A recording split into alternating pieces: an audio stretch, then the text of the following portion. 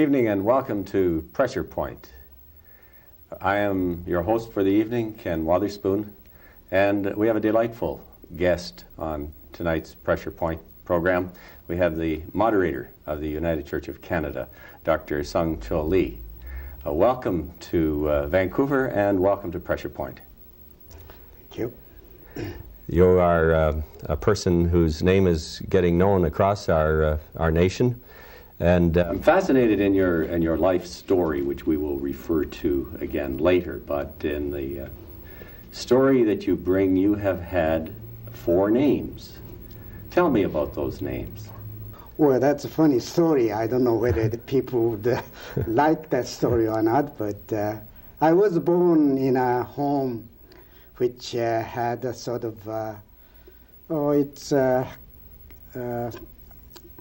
different religious background. We call that shamanism. They had a sort of fear that my life might be in danger because of their God. So they, from the beginning, they wanted to protect my life. So gave me very unfair and ugly name from the beginning. Mm. They gave me first name as Buokdori. That means boy was born in the kitchen. Then my second name was Misha. That was a Russian name, in fact. My parents gave that name without knowing what that means, but still they felt that's a bad name for me. Then my third name was Dragon, but they put before the dragon one, so the first dragon. I had brothers behind me. Next one was the second dragon and the third dragon sort of thing. Then my present name was given to me by different person, not my real father, but there was a kind of concern with my parents, my life again in danger, so they're supposed to give me away. So they just made a sort of arrangement with man in town, and sort of informal way I became his son, and he gave me a present name, Sang Che. Well, that has a pretty noble meaning. Sang has meaning of cooperation, and sometimes they used with that particular character as the higher minister of the government. Then Che has meaning of philosophy or wisdom. So it's a pretty good name for me. Well, you've evolved to a place where you are your name, I think. You were born in Siberia. Tell me, how did that happen? Well, in fact, in 1910, Korea was occupied by Japanese military force.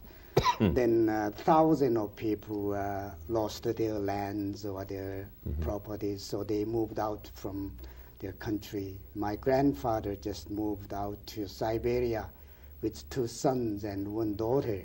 My parents were married in Siberia, and I was born in Siberia.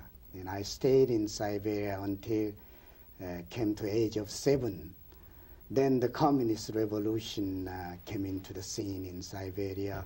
So my parents decided to move on to China. So we moved on to China with empty hands. Then we became a farmer in China, and I stayed in China until 1945. Then I moved out to South Korea right after World War II. Then I moved to Canada 1961, come to Union College in Vancouver at that time. But I went back to Korea once, and then Steveston United Church called me back in 1965. So that was briefly a kind of my journey. So much of what you're telling us about your life has been brought about due to oppression. You have been amongst the oppressed peoples of the world. You are one of them. In terms of your lifestyle before coming here, so much of it was brought about by forms of oppression that have a biblical ring to it. Wouldn't you say that? I mean, in all humility, I think that... Yes, it has been. Well, sort of, in my kind of life, you don't know what's going to be happening tomorrow. Mm-hmm. It's sort of day-by-day life. And then where you experience all kinds of oppressions and discriminations, sufferings, difficulties. But somehow, even I myself, from time to time, I feel, it is sort of miracle to survive up to this point. Yes. But somehow, at this point, I have a feeling that I didn't know, but God somehow constantly protected me, kept me, and helped me in every situation. That's sort of my reflection on my life. Yes. Yeah. In terms of that story, and since this is a religious program, could you say a bit more about that sense of destiny and where the hand of God has influenced your life? Well, you see, until I became 14 years of age, I never heard of church or Bible or anything. Then I had to change my school. Then I ran into a school in grade 6, and eventually I discovered that was a school which was operated by Methodist church in that small town. So they were teaching Bible and holding devotional period every morning and so on. But I never had any desire to become a Christian. But somehow the pastor of that congregation was the principal of the school too. So he simply ordered us to come to church on one Sunday, and without telling us, he just baptized us, 10 boys from my own town. But even that didn't just help us to become a Christian at all. We never went back to that church. Mm-hmm. Then later on, I joined in a high school, and I enrolled in grade 7. Then I discovered that was again Christian school. And the one difference was the principal of the school was a Canadian gentleman. His name was George Bruce. Yes. And that was the first Canadian I met in my life. Then I realized on that campus they had a couple of ordained pastors and nurses and medical doctors and so on. So that was sort of first contact with Christian people in my life in a kind of mutual sense. Mm-hmm. Then during that period, I was a young boy and struggling with all kinds of things, with the Japanese oppression yes. and independence movement, and thinking of my future and life. And then I began to reading the books, all kinds of books. Then finally, somehow, I began to read the Bible stories, the story about the parables of Jesus. It was a very fascinating story for me. Then I read the story about Moses and his people. That hit me so, hard, because I felt this is the story for my people kind of yes. feeling, because that was exactly the same situation Israelites was in. So that was the sort of beginning point. I was thinking about Christianity. Then eventually I discovered that this is the religion which always helps the people and the concern about the oppressed people. That sort of understanding became so real. Mm-hmm. So I joined the church, and then I concerned about my baptism. Then I went back to my pastor, told him about my baptism.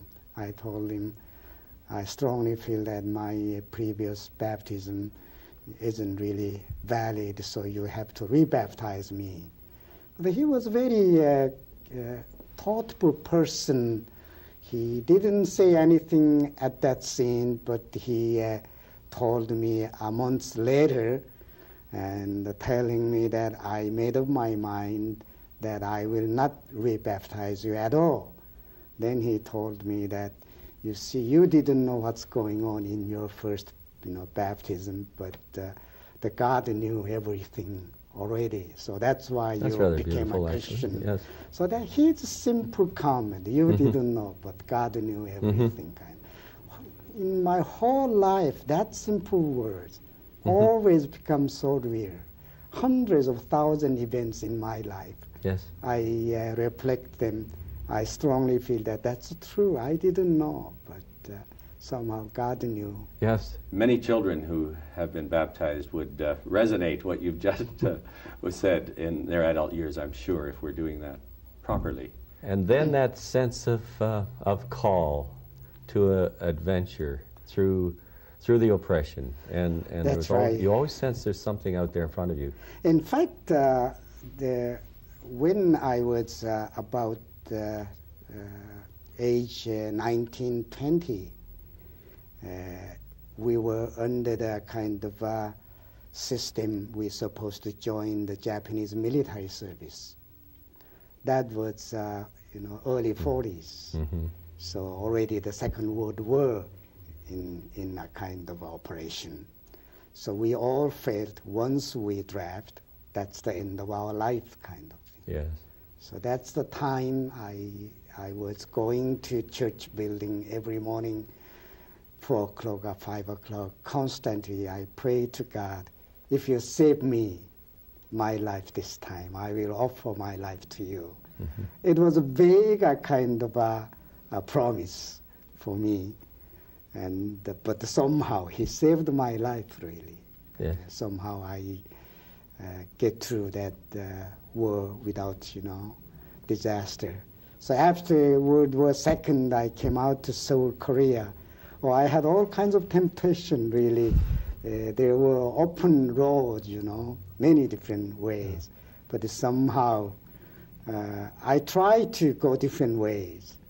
But my sort of heart always, didn't say yes, because I always reminded me my promise in my prayer. Mm-hmm. So I made up my mind, okay, I will go into the ministry. That was, it's a sort of, I don't know how I label that situation, but I strongly felt that he saved me, and I promised me. I mean, just at the crass level of it, one could say you were bargaining with God, but yes. As you tell the story and reflect on it, I sense there's something deeper, the whole concept of covenant in your journey. That journey brought you to Canada, where you came to study, and you became eventually a full Canadian and then a United Church minister, and now the moderator of the United Church of Canada. How much longer do you have in that office? 10 more months to go. Yes. I've been in there for a year, and it has been a rather difficult time for me, but at the same time, I feel a lot of a challenge, and also I'm learning about this church lots. Yeah. It's visiting different areas, conferences and presbyteries, congregations. Mm-hmm. I presume I knew pretty well about this church, but now I realize I had a very limited knowledge about the church, and so that regard, I really appreciate this opportunity. And in my view, this is a unique church in many regards. It's a wonderful church to serve. People are so... I hear the term. With regard to the United Church, it's a unique church, a unique gathering. What is unique about our United Church of Canada? Our people have always a kind of freedom to express, what they believe, how they understand scriptures, and how they see the issues, kind of thing. And then the diversity it's just overwhelming throughout the country, as I noticed. Yes. From Newfoundland to Vancouver Island. Gee. And you're talking diversity by region or diversity within each region. Is it? By reason and also the attitude and understanding and the theological stance. It's a tremendous diversity we have in the church. It, of course, makes us difficult too, as one church. But at the same time, for me at least, this diversity is a tremendous blessing for us because, as I see, whole world is running into that direction now. It's a pluralism and diversity and inclusiveness. That's sort of a key language for the coming century, in my view. Inside and outside of the church. Yes, exactly. Tell me... you spend most of your time visiting the church in Canada, or do you visit other places in the world? At the end of September, I went to Indonesia, attending the Christian Council of Asia. They had a mission consultation in Indonesia, and they invited me as their guest. That was a very interesting experience. They had about 200 attendants with about 30 different denominations, and Roman Catholics were invited as a kind of a guest. Then they invited Buddhist monk and the Hindu priest. It's a sort of a brand new impression I got through that conference because for a long time Christians and Buddhist or Hindu people became enemies each other. But now they began to talk each other. That's the spirit of arrogance, and certainly as a Christian I can relate to that when we talk about there being, the way of life.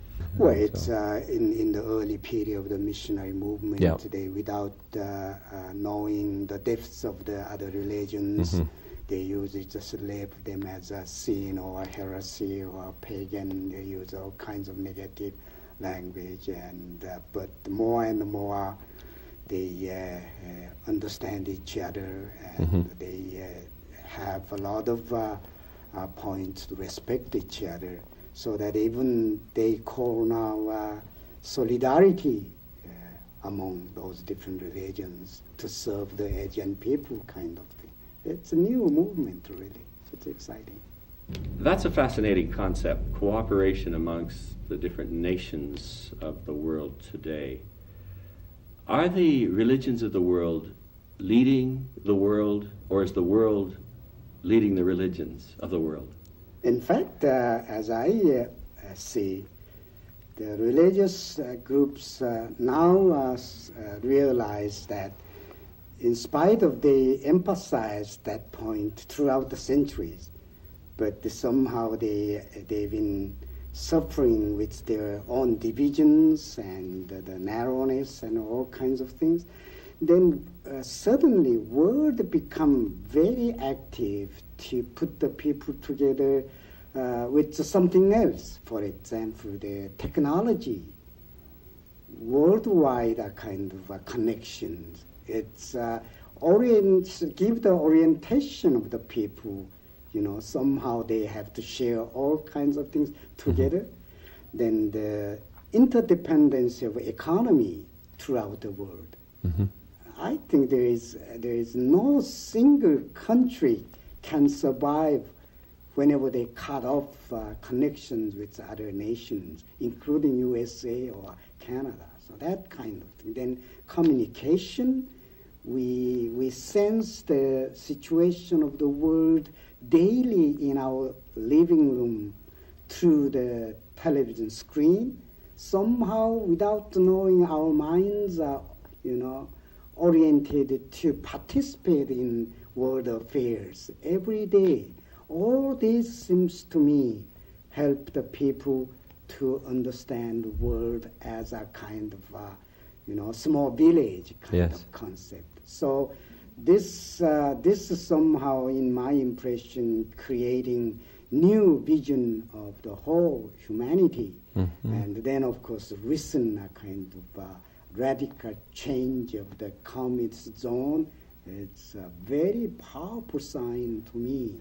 They simply saying, well, we try to hide, behind the curtains, but it didn't work. So they open up and pushing out their hands and want to talk with us and share things with us. And this is new mood, really. So that somehow I have a strong sense that God has been using those nations and different secular leaders to open up this new era of the human history. Well, that's a unique Bible message, isn't it, to the Jewish religion exactly. and the Christian religion. Right. Anyway, speaking for ourselves. Now, looking at our nation, how do you see Canada as a nation today? What are our problems, our peculiarities? Well, it's a sort of a transition period in many regards.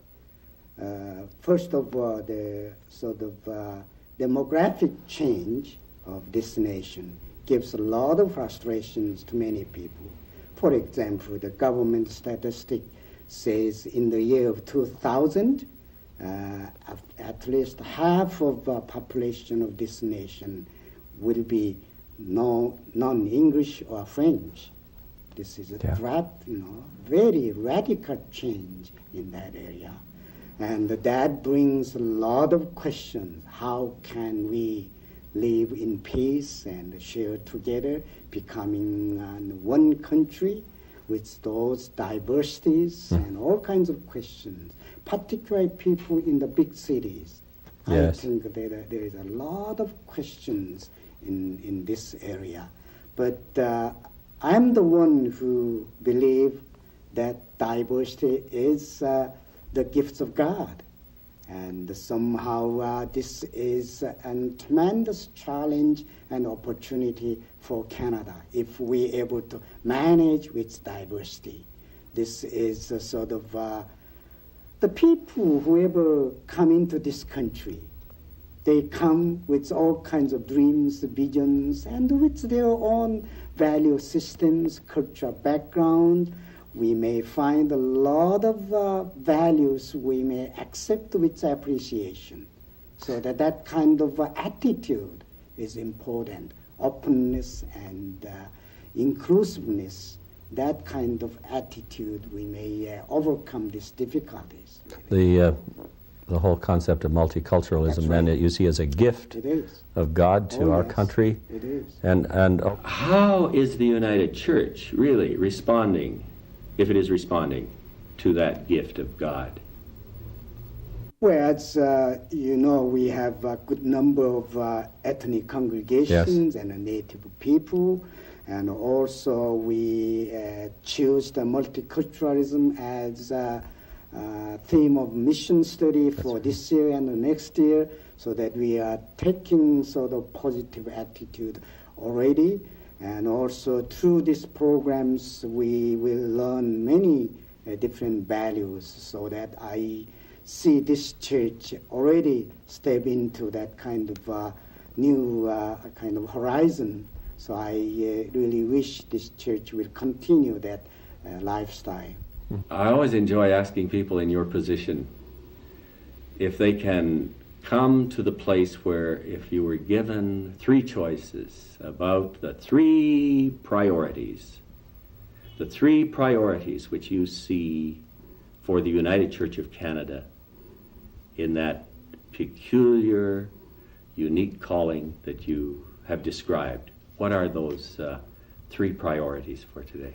Well, this church somehow trained for 64 years with openness, inclusiveness, unity and diversity, with Presbyterian background, Methodist and Congregational.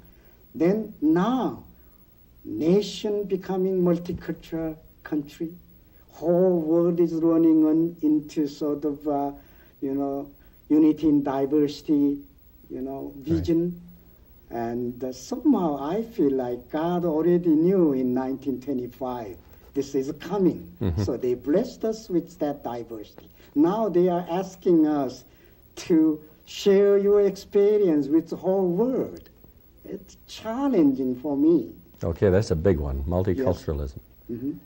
Then, of course, we may help Canada as a whole becoming sort of peacemaker in the international communities, because that role is very obvious for Canada. And people out there, international communities, they see Canada as that sort of neutral nation for a long time.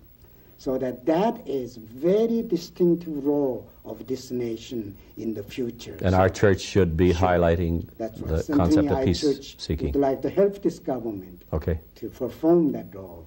Okay, give us a number 3. Well, number 3 is give the people sort of visions and dreams in a positive way.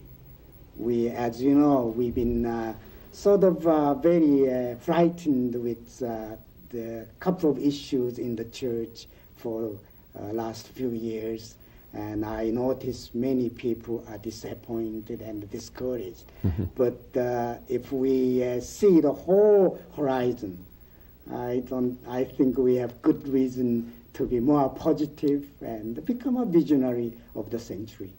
That's delightful to hear you end this on that call to vision.